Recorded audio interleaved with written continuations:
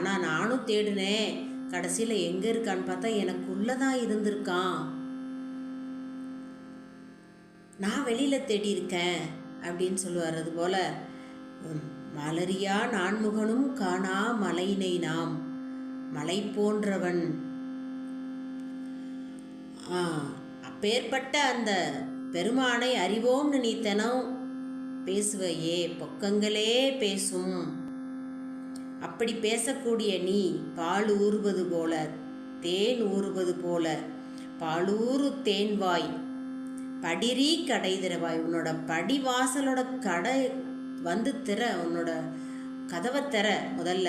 இப்படியெல்லாம் நீ பேசுவையே, திருமாலும் காண முடியாத பெருமானை, நான்முகனும் காண முடியாத பெருமானை, மலை போன்ற இருக்கக்கூடியவனை நாம் அறிவோம் அப்படின்னு பேசுவே. இன்னைக்கு நீ உன்னோட கடைவாசலை இன்னும் திறக்காமல் இருக்கின்றாயே, ஞாலமே விண்ணே பிறவே அறிவறியான்.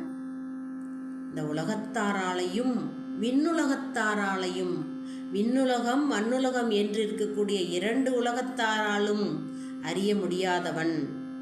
ஞாலமே விண்ணே பிறவே அறிவறியான், பிறரால் யாராலும் அறிய முடியாதவன். கோலமும் நம்மை ஆட்கொண்டருளி கோதாட்டும்.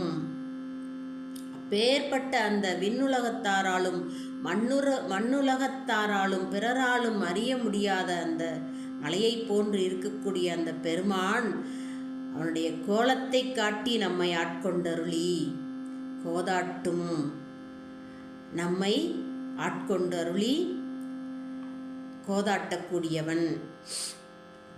சீலமும் பாடி, அவனுடைய அந்த சீலத்தை பாடி, சிவனே சிவனே கோதாட்டும் அப்படின்னா, கோதுனா குற்றம் அப்படின்னு, நம்மளுடைய குற்றங்களை நீக்கி, குற்றங்கள் நீக்கி குணம் கொண்டு கோதாட்டும்னு இன்னொரு பாடலில் சொல்வார்.